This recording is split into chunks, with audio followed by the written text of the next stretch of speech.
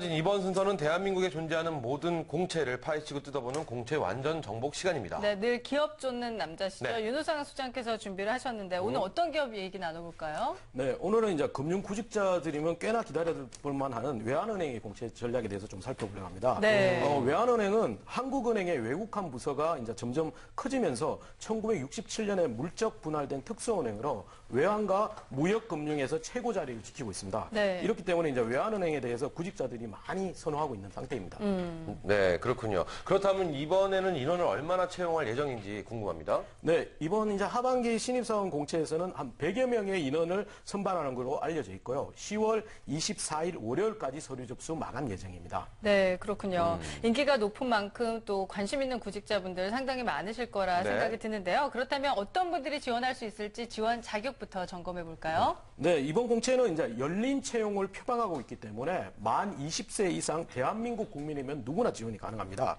다만 이제 남자의 경우는 병역필 또는 면제를 받으셔야 되고요. 이 해외여행의 결격 사유가 없으시면 무조건 지원이 가능합니다. 네. 또한 이번 공채에는 크게 이제 일반 분야와 IT 분야, 그리고 일반 분야는 수도권과 지방 지역을 나누어서 선발하게 되어 있고요. 우대 사항이 몇 가지가 있는데 일반 분야 및 IT 분야 관련 자격증 소지자 또는 취업 보호 대상자, 그다음에 장애인, 그다음에 다문화 가정 자녀의 경우는 우대를 하고 있습니다. 네, 그렇군요. 이 자격사항에서 눈에 띄게 불편한 부분이 없는 듯 합니다만 이런 기업들이 전형 방법이나 과정에서는 굉장히 까다로울 거라는 생각이 드는데 전형 과정 어떻게 진행되는지 설명 부탁드리겠습니다. 네, 외환은행은 이제 서류 전형을 거쳐 실무자 면접과 합숙 면접, 임원 면접의 세 차례 다양한 면접으로 최종 합격자를 선발합니다. 타원에서 실시하는 필기 시험이 없고요. 특히 이제 인적성 검사는 실무진 면접 과정에서 함께 실시가 될 예정입니다.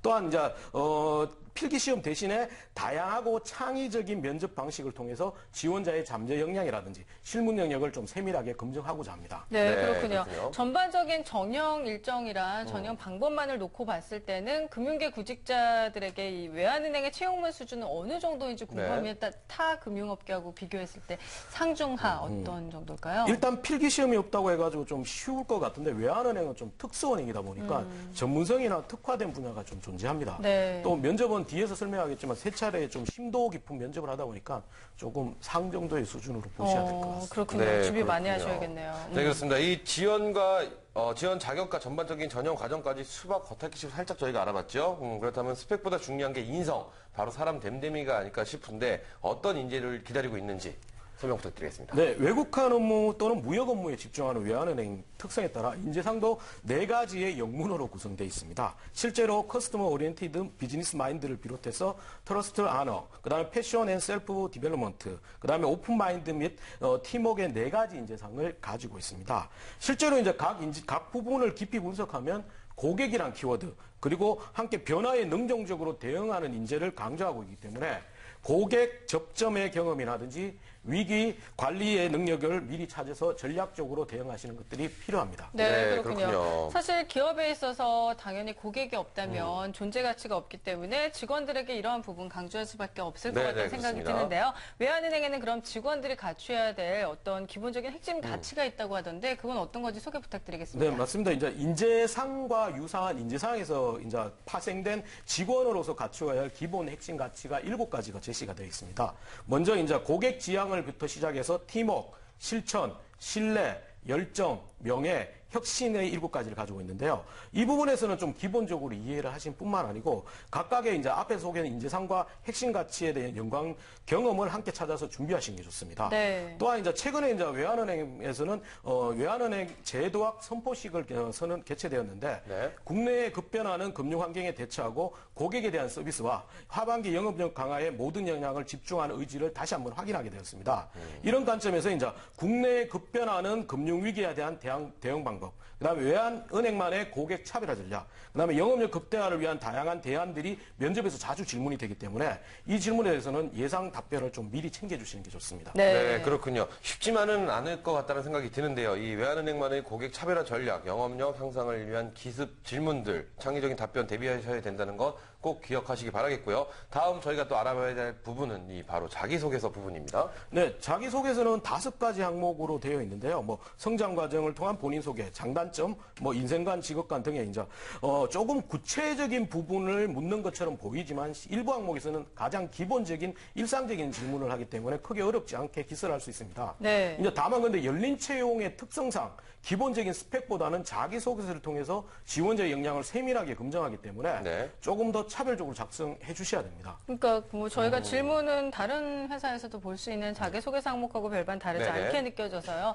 차별화 두는 거 참 중요할 것 같다는 생각이 드는데 어떻게 해야 다르게 쓸 수 있는지 그 부분이 어렵잖아요. 일단은 일반 회사와 달리 은행원이라는 특수한 네. 직무이기 때문에 이 은행원으로서의 장점이 될 수 있는 경험이라든지 논리를 찾아주시는 게 가장 출발점이 되어야 됩니다. 네. 두 번째는 지원자 누구나 기술할 수 있는 식상한 경험은 좀 피하시는 것이 너무 좋습니다.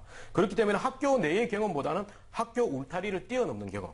그다음에 본인이 과감하게 도전했던 경험, 그다음에 실패를 스스로 극복했던 경험에 좀 집중해 주시는 것이 좋습니다.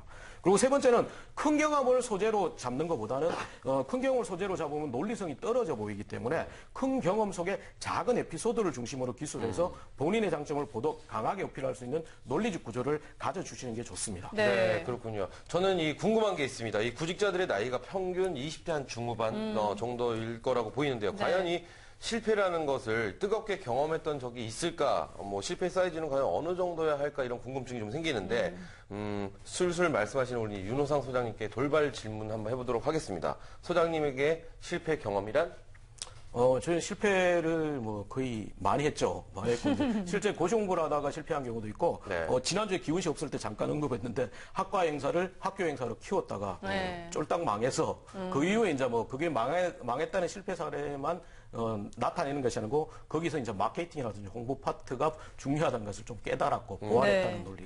그런 식으로 적어주시면 될 거예요. 네. 개인적이고 너무 개인적인 체중이라든지 재수라든지 이 편입이 실패 이런 사례들은 좀 안 쓰시는 게 좋습니다. 그러니까 혼자만이 한 어떤 그런 실패 사례를 하기보다는 네네. 좀 여러 단체가 한꺼번에 했던 그런 어떤 업적 같은 거를 좀 녹여야 될 것 같다는 생각이 제가 만약에 들거든요. 그걸 보는 면접관의 입장이라도 그런 사례가 오는 게 조금 더 와닿을 것 같아요. 신뢰도 가고요. 그렇죠, 신뢰도 더 가고. 뭔가 좀 행동력 있게 했던 것 같고 그럴 그렇습니다. 것 같습니다. 자, 그렇다면 구체적으로 자소서 항목별로요. 작성 전략을 좀 저희가 꼼꼼하게 한번 살펴보죠. 네, 일단 첫 번째 항목이 성장 과정을 통해서 본인을 소개하는 것이기 때문에 본인의 장점을 나타낼 수 있는 경험 중심으로 하셔야 되는데, 근데 너무 오래된 식상한 부모님 얘기나 오래된 과거 이야기보다는 최종 학교 중심의 최근 경험을 소재로 삼아 주시는 게 좋습니다. 그다음 두 번째 항목에서는 장단점과 단점을 극복한 경험인데 오히려 단점을 극복한 경험에 조금 집중해 보시는 게 좋습니다. 역시 이제 단점을 먼저 솔직하게 인정하시고 그 단점을 극복하기 위해서 했던 노력과 역할, 그리고 이제 유사한 경험에서 오히려 성공으로 반전시킨 경험이 있다면 그 경험에 집중하시는 게 좋고요. 세 번째가 이제 인재상과 직업관이라는 조금은 평범하고 추상적인 얘기밖에 나타낼 수 없는데 여기서는 오히려 좀 튈 수 있는 과감한 비유를 통해서 강한 인상을 심어 주시는 게 높고요.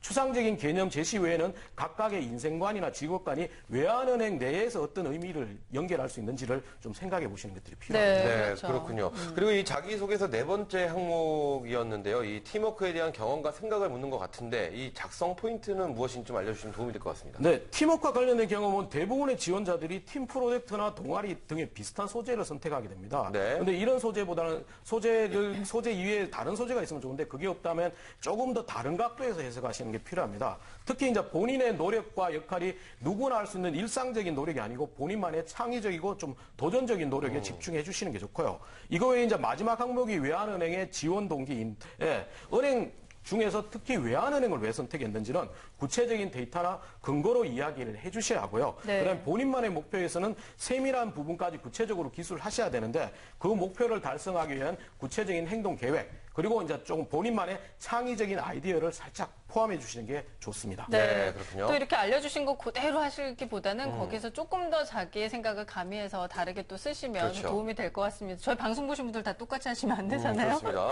네, 자, 그 다음은 면접으로 이제 들어가 볼 텐데요. 앞서 저희가 살짝 살펴봤는데, 뭐, 롤플레잉도 있고, 폴리아트, 상품 개발, 테스트. 일반 다른 회사에 비해서, 특히 금융업계에 비해서 조금 특별한 네. 부분이 있는 것 같습니다. 어떤가요? 네, 이제 말씀하신 대로 외환은행 면접 방식이 다른 은행보다는 좀 더 색다른 방식으로 되어 있습니다. 실제는 2박 3일 합숙 면접이 좀 나눠져 있는데요. 합숙 면접을 포함해서 3차례 면접으로 다양한 형태가 진행이 됩니다.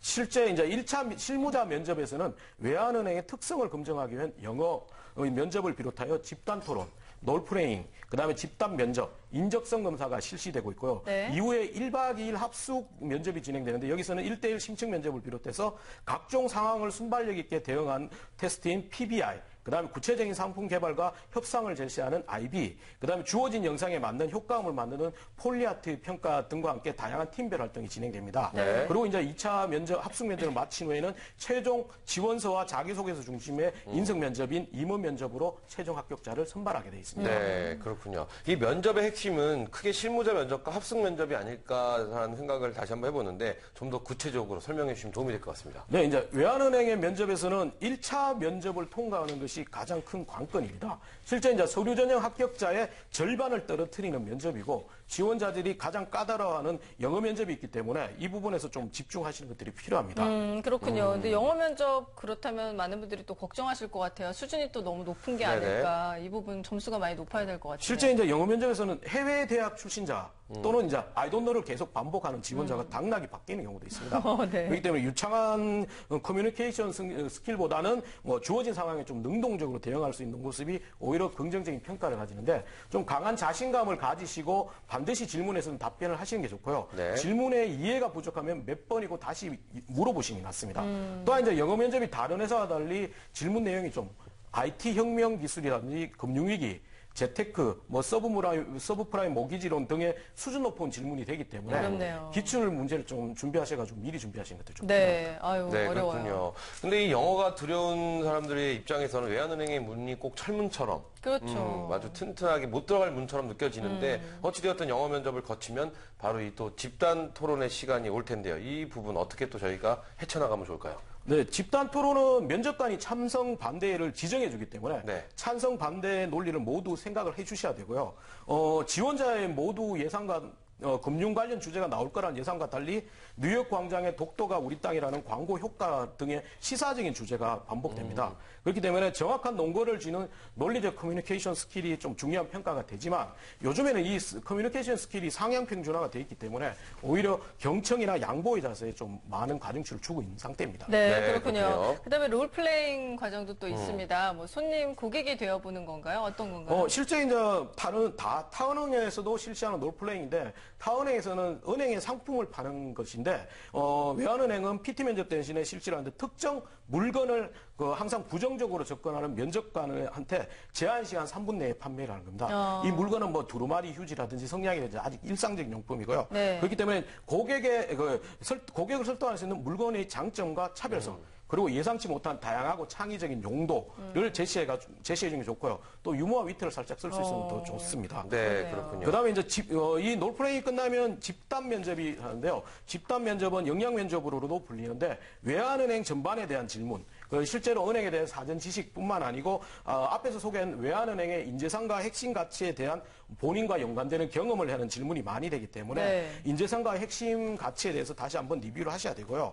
그다음에 이제 다른 회사에는 실무 중심의 면접으로 많이 진행이 되는데 이 면접이 지원사나 자기소개서 중심으로 인성 중심으로 많이 질문이 내기 때문에 자기소개서나 이력서를 다시 한번 점검하시는 게 좋습니다. 네, 네, 그렇군요. 그렇군요. 쉽지 않겠네요. 네, 그렇습니다. 그렇다면 합숙 면접에서도 평가는 계속 이루어질 텐데요. 이 포인트랑 전략이 분명히 있어야 될 것 같습니다. 너무 힘듭니다. 예. 일단 다양한 면접 방식으로 어렵게 1차 면접을 통과하게 되면 또 다른 높은 산인 1박 2일 합숙 면접이 기다리고 네, 있습니다. 그렇죠. 합숙 면접은 특성상 팀워크를 극대화하는 팀별 활동을 다양하게 하고 그다음에 외환은행만의 독특한 면접 방식이 1차 이에서 또 이어집니다.